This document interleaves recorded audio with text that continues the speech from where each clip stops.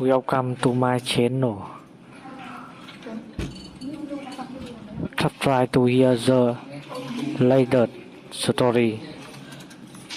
I need to unburden myself after a tumultuous 10 months.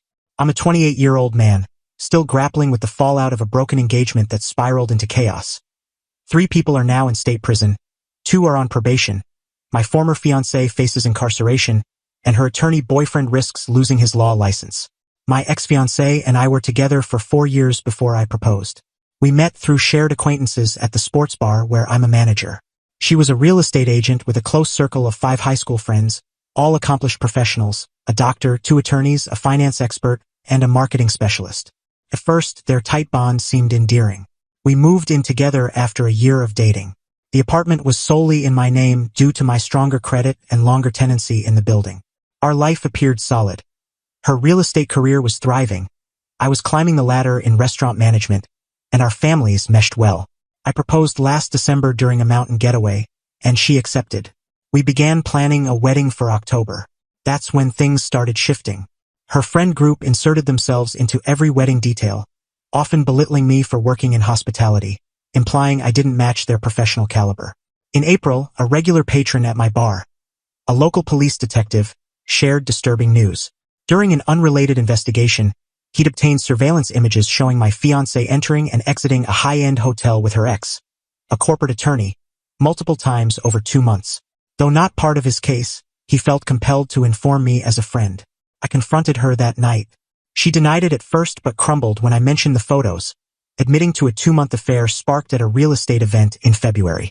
She claimed it was purely physical and pleaded to keep the wedding on track, citing her parents' hefty deposits and her friends' travel expenses. I ended the engagement and, citing state tenant laws, gave her 30 days to vacate since she wasn't on the lease. That's when the situation exploded. Within an hour, her 5 friends stormed into our apartment after she called them. They hurled accusations, labeling me manipulative and abusive, claiming I was unjustly kicking her out. I stayed composed, asked them to leave, and warned I'd call the police. Instead, they began trashing my place. One shattered a cherished framed picture of my deceased grandmother. I dialed 911 immediately. This infuriated 3 of them, the 2 attorneys and the finance expert. One seized a kitchen knife, another tried to hold me down, and the third started hitting me repeatedly. My detective friend, suspecting trouble after showing me the photos, was already on his way. Police arrived as one attempted to stab me, using tasers to subdue 2 who resisted arrest. Even as they were handcuffed, the women showed no regret, shouting that I was destroying their lives and careers. My ex-fiancée sobbed, begging me not to press charges, insisting her friends were just defending her. I spent 6 hours in the ER that night, treated for a deep arm wound needing 12 stitches, multiple bruises and facial swelling. Police thoroughly documented my injuries, collecting my torn, bloodied shirt as evidence. A victim advocate from the district attorney's office met me at the hospital to outline my rights and the legal road ahead. The 3 primary assailants spent the weekend in county jail awaiting arraignment. They faced felony charges: assault with a deadly weapon, aggravated battery, and criminal threats. The 2 who only damaged property were charged with criminal mischief, a misdemeanor. All 5 received temporary restraining orders before release. At the arraignment, they arrived in tailored suits with elite lawyers, expecting to walk free. The judge, citing the attack's severity and their lack of remorse, set high bail. 3 posted it but had to surrender passports and wear ankle monitors due to their wealth and global ties. In the weeks that followed, my ex launched a relentless harassment campaign. She filed a false police report accusing me of financial and emotional abuse throughout our relationship. She showed up at my workplace during busy hours, causing disruptions and telling patrons I was abusive.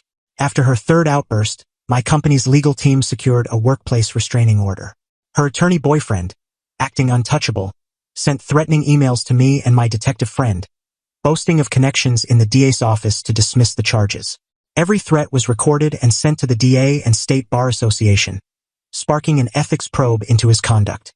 My ex's parents, who'd spent $40,000 on wedding deposits, began harassing my family, showing up at my parents' home to demand I drop the charges. After their 4th visit, my father obtained a restraining order.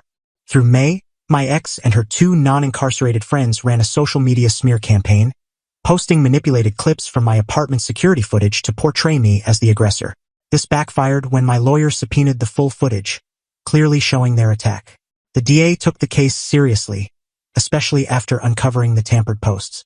At the June preliminary hearing, the prosecution presented unedited footage and medical evidence, leading to plea offers: 24 months in prison with parole eligibility after 18 months, plus 5 years probation for the 3 main attackers.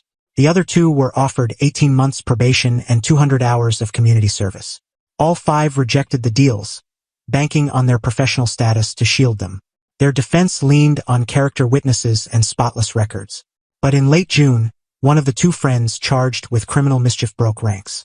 Through her lawyer, she revealed a group chat proving my ex orchestrated the confrontation to provoke me into violence while recording it, aiming to justify her affair and gain sympathy. The messages even discussed ways to make me seem unstable to police. The pretrial phase, spanning July to October, saw multiple hearings and motions. Their attorneys tried to suppress the group chat and security footage, but the judge upheld their admissibility. The state bar's investigation into my ex's boyfriend deepened, uncovering his role in drafting her false police report and attempting to contact grand jury members, leading to further ethics charges. Forensic analysis of their phones revealed deleted texts showing extensive planning.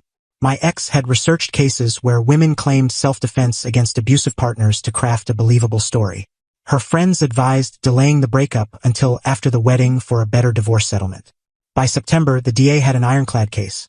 Full security footage, medical records, the knife with fingerprints and DNA, 300-plus pages of incriminating texts, police body cam footage, phone records, harassment documentation, witness statements from neighbors and building staff, and financial records of wedding deposits. The trial began in early November. The prosecution's opening outlined a clear timeline of premeditation and cover-up attempts. My 2-day testimony withstood aggressive cross-examination, with my steady demeanor and evidence-backed account resonating with the jury. The prosecution dismantled their defense, exposing contradictions in their abuse claims through their own joking texts about the planned attack.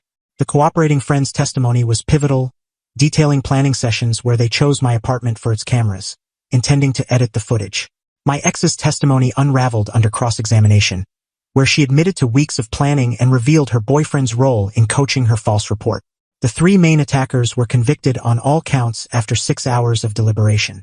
The judge, citing their lack of remorse and misuse of professional knowledge, sentenced them to 36 months in prison with no parole for 24 months, plus 5 years probation. He emphasized their legal expertise made their actions more culpable. The 2 who took plea deals received 18 months probation and 300 hours of community service. The cooperating friend got 12 months probation for her remorse and assistance. My ex faced charges of conspiracy, false reporting, and perjury. Her real estate license was suspended pending a probe into unrelated fraud uncovered during the trial. She took a plea deal in December. 18 months in county jail, 6 months suspended, 3 years probation, anger management classes, and $45,000 in restitution for my medical bills, property damage, and legal fees. She was also ordered to undergo psychiatric evaluation. Her boyfriend's career collapsed. The Bar Association found him guilty of multiple violations, including evidence fabrication and jury tampering attempts, leading to his disbarment in December. The DA is pursuing criminal charges against him. The group faces civil lawsuits from my apartment complex for property damage and reputational harm, and their former employers are suing for contract breaches. Their legal costs reportedly exceed $200,000 each, excluding looming civil judgments. The 2 on probation are complying, working at animal shelters for community service. One sent a sincere apology via her attorney, acknowledging her role in my ex's schemes. The cooperating friend is making amends, completing voluntary anger management and speaking at ethics seminars about group misconduct. Her testimony sparked further investigations into their circle's professional misdeeds. My ex's parents ceased their harassment after losing a $25,000 civil suit I filed for emotional distress. They issued a formal apology and relocated out of state, reportedly seeking family therapy. My employer promoted me to regional manager over 5 locations, adopting my security and documentation protocols company-wide after the incident highlighted my professionalism. My detective friend's early warning and guidance were invaluable, and we've grown close. He introduced me to his friends, helping me rebuild socially. In January, I moved to a new, secure apartment, with the property manager adding extra security features at no cost due to my situation. I'm working with a trauma counselor, which has been immensely helpful. I'm sharing this now that the legal process is complete. Appeals denied, restitution set, and restraining orders permanent. My attorney confirmed these details are public record. This ordeal taught me to stand firm against manipulation and gaslighting. By staying calm and trusting the legal system, I exposed their true intentions. Their attempt to twist the law against me backfired, ruining their careers and reputations. For others in similar situations, document everything, trust the slow but steady legal process, and don't let anyone guilt you into feeling like the villain for protecting yourself. The truth prevails even against those with power and resources. Thank you.